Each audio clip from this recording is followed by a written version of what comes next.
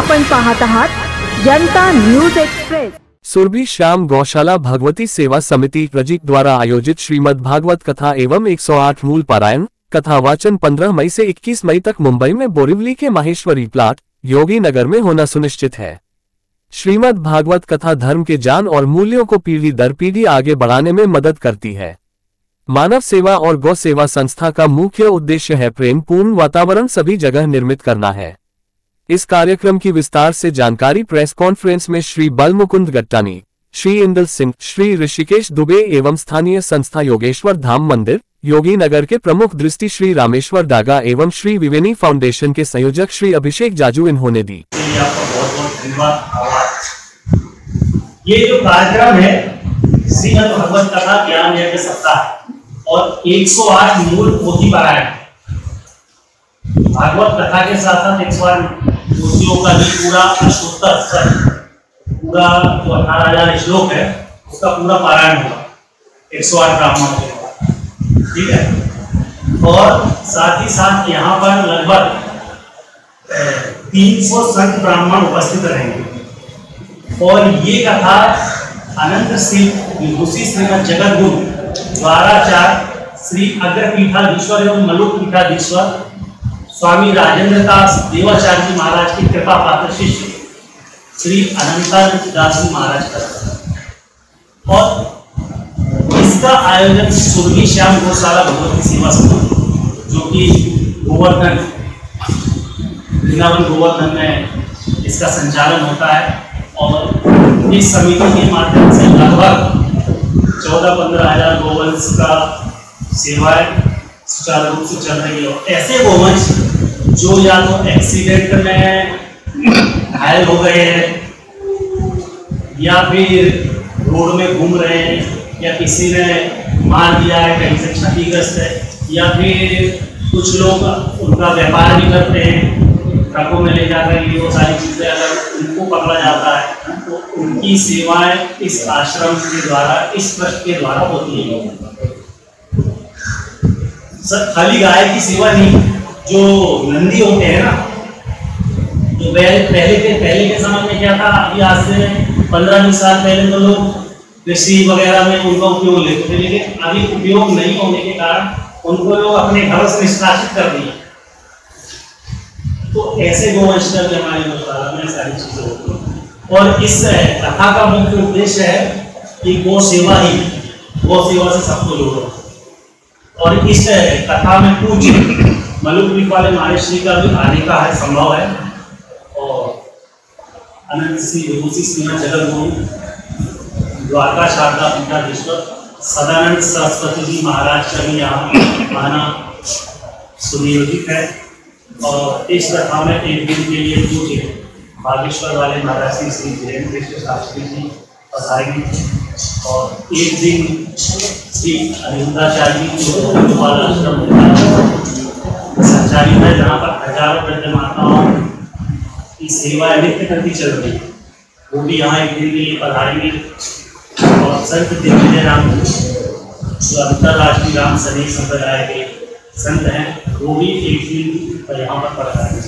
तो कुल मिला के यहाँ पर बोरीवली के माहेश्वरी प्लॉट में ये कार्यक्रम है और ज्यादातर यहाँ पर महाराष्ट्र की धरती के लिए आसपास के संत हैं वो भी पधार रहे हैं, वृंदावन से भी संत भगवंत पधार रहे हैं।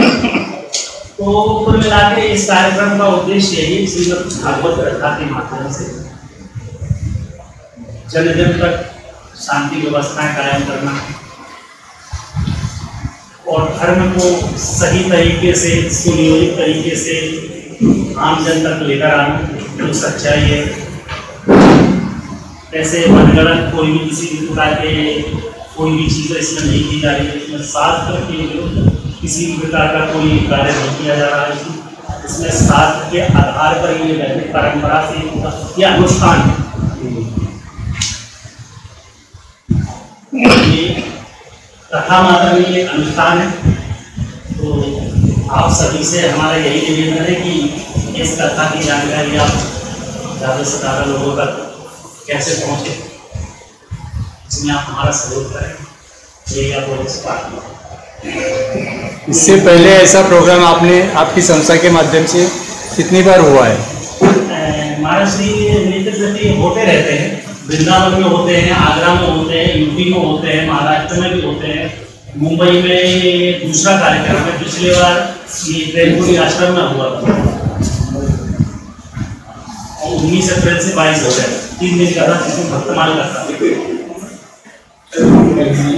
ये आयोजन का सबसे बड़ा उद्देश्य यह है कि जन समुदाय तक जन कल्याण की भावना से किस तरीके से पहुंचा जाए, क्योंकि संस्कृति और हमारा धर्म ये दोनों हाथ में हाथ मिलाकर चलते हैं। तो धर्म की व्यापकता समाज बंधुओं के बीच में प्रचार होना और अनुष्ठान को एक कार्यरूप होते हुए सकल संकल्प पूर्ति के साथ मानव कल्याण हेतु आगे बढ़ाना। यहाँ पे इस कथा में हम देखेंगे कि साहित्य और संस्कृति का मिलन किस तरीके से होने वाला है। ये 7 दिन से कथा जो महेश्वरी ब्लॉक बोरीवली में होने वाली है 15 मई से 21 मई के दौरान, तो यहाँ पे हम वो भव्यता, वो स्वरूप हम कथा के आयोजन स्थल पे देखेंगे। मानव कल्याण हमेशा ही रहा है, बुजुर्ग हो, महिला हो, नारी शक्ति हो, इनको बंधन करते हुए हम आगे समाज में बढ़ते हैं, धर्म में आगे बढ़ते हैं। परंतु कल्याण हेतु किस तरीके से हम श्रीमद् भागवत में लिखे श्लोक, श्रीमद् भागवत में लिखी हुई वाणी किस तरीके से मानव कल्याण में हम आगे बढ़ाए, ये इस कथा और इस आयोजन का उद्देश्य हमारा रहता है। साथ ही में आज का सबसे जटिल विषय रहा है गौ संरक्षण। गौ माता के प्रति हमारे धर्म में सभी को प्रेम है, हम सभी चाहते हैं गौ संरक्षण हो, पर बातें हो रही है गौ संरक्षण को किस तरीके से प्रावधान मिला जाए और किस तरीके से आगे बढ़ा जाए, ये रक्षा किस तरीके से हो, ये वैदिक धर्म संस्कृति किस तरीके से आगे बढ़े, इस अनुष्ठान का उद्देश्य रहना है। और महाराष्ट्र के मुखारबिन से ये चीजें हम मंच पर सभी के बीच में जन समुदाय के बीच में लाना चाहते हैं, जिससे वो अधिक से अधिक मात्रा में लाभ ले सके। हम बहुत बार ये देखते हैं कि अभी कुछ भी धर्म की जो व्यापकता है वो इतनी ज्यादा विशाल है कि समुद्र की तरह धर्म होते जा रहा है। समुद्र से तुलना की जाए तो विशाल सागर में जैसे नदियां मिल जाती है, नदी नाले आ जाते हैं, सरिता आ जाती है, वो पानी सारे समुद्र में मिलते हैं और भाषीकरण होकर उस प्रक्रिया से जो कृषि एक काम कर रहा है, जब वो वर्षा ऋतु में जब वर्षा की ओले गिरती है और जैसे उसको मन को खुशी मिलती है, वैसे मधुर वचन महाराष्ट्र के मुख से मानव कल्याण हेतु जब निकलेंगे और जो मार्ग को हम दिखाएंगे, वो उद्देश्य के साथ हम ये पारायण जाना चाहते हैं। मैंने इस बात को पर कानून आज हमारे शंकराचार्य स्वामी श्री पीठाधीश जो धर्मपति है, आचार्य श्री महाराज श्री गौ रक्षा के लिए संघर्ष कर रहे, आंदोलन कर रहे, पर वो कहीं ना कहीं नजरअंदाज होते जा रहा है। तो निवेदन है हमारी केंद्र सरकार से, निवेदन हमारे महाराष्ट्र शासन से कि गौ हत्या को पूरी तरीके से प्रतिबंध लगाए और गौ संरक्षण के लिए समिति का चयन करें और समिति बनाए और संरक्षण के साथ आगे बढ़े। कानून है, महाराष्ट्र की बात करूं तो महाराष्ट्र में कानून प्रभावित हो चुका है, पर उसको हमें सख्ती से पालन करते हुए आगे बढ़ाना होगा। सर, सबसे पहले मैं परिचय देता हूँ आपको। ये हमारे योगेश्वर महाराज मंदिर के संस्थापक माननीय श्री रामेश्वर दादाजी, ये भी इस कथा में तीनों तरीके से सहयोग करके और पूरा समाज के साथ लगे हुए हैं। और हमारे बड़े भैया श्री अभिषेक जादव जी, जो कि सरस्वती श्री त्रिवेणी फाउंडेशन के समन्वयक, ये भी हमारे साथ लगे हुए हैं। और रही बात जैसे गौ माता है कानून की बात, देखिए ये ऐसी बात है, मुझे जो बोलते हैं शुद्ध हिंदी और शुद्ध ठेठ वाली भाषा पसंद है, क्योंकि वही भाषा हमारी भारतीय है और वही सबको पसंद भी आती है और समझ में भी आती है। ऐसा है, खाली कानून बनाने से काम नहीं चलेगा। कानून तो रोज बनते हैं, कानून बनते ही है, लोग तरह तरह के रास्ते उसमें से निकाल लेते हैं बचने के लिए। तो इसमें मैं टिप्पणी करने में सामर्थ्य भी नहीं है मेरी और ना ही मैं कर पाऊँ। लेकिन ये है, गाय अगर गाय बचेगी तो राष्ट्र होगी। ये हिंदू मुस्लिम सिख ईसाई सबके लिए, सबको पोषित करती है। ये जो दूध आज हमारे समाज में जो बीमारी है, कैंसर जैसे महामारी आ रही है, इसका रीजन क्या है? शुद्ध दूध किसी के पास नहीं पहुंच रहा है, सब केमिकल वाला दूध है। घी मार्केट में सब केमिकल वाला है। एक ही चीज मार्केट में रिफाइंड खा रहे, रिफाइंड के नाम पे सब जहर खा रहे हैं। और हर, मैं बता रहा हूँ, हर घर में लोग 90% लोगों के यहाँ बीमारियां हैं। और बच्चे से लेकर बूढ़े, छोटे छोटे बच्चों को चश्मा लग रहा है। क्यों? खान पान शुद्ध नहीं है, कृषि शुद्ध नहीं है। कृषि शुद्ध कहाँ से होगी? आप केमिकल डालोगे, जहर डालोगे तो आपको भोजन कहाँ से शुद्ध मिलेगा? पहले हमारे, आज से 25-50 वर्ष पहले हमारे पास गो आधारित कृषि हुआ करती थी।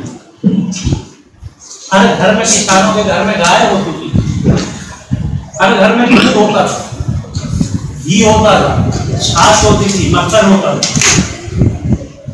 सारी चीजें घर में होती थी। और जो 8-10 जैसे भी गोवंश होते थे, 2 तो कंपल्सरी थे कि 2 बैल हर घर में होते थे।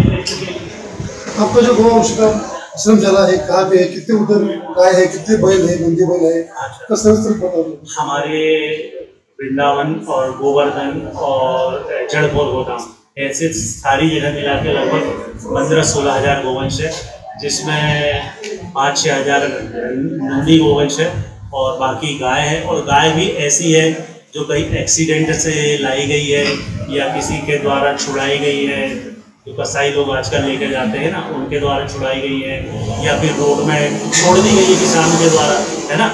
तो रोड में कभी एक्सीडेंट हो गया या कुछ हो गया, तो भैया आज की स्थिति में ऐसी है, सबसे मेरी ये प्रार्थना है, पॉलीथीन का उपयोग ना करें। क्योंकि पॉलीथीन में जो खाने वाली सामग्रियाँ है ना, वो खाते हैं गाय माताओं की ऐसे ऐसे सर्जरियाँ हो रही है। भैया सामने बैठे हुए हैं, नागपुर में भी लगभग 7-8 वीडियो हम आपको देंगे, लगभग 10-10 किलो पॉलीथीन गाय माताओं के पेट से निकल रही है।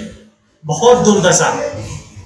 सिटी में, मैं मेट्रो सिटी की बात नहीं कर रहा हूँ, मैं कह रहा हूँ कि हर भारतवासी की, जो हर भारत में जो किसान है, हर किसान के घर में एक गाय होनी चाहिए। किसान के घर में गाय का अच्छा से लालन पालन इस तरीके से हो सकता है। इससे क्या है कि किसान की आवश्यकताओं की भी पूर्ति होगी।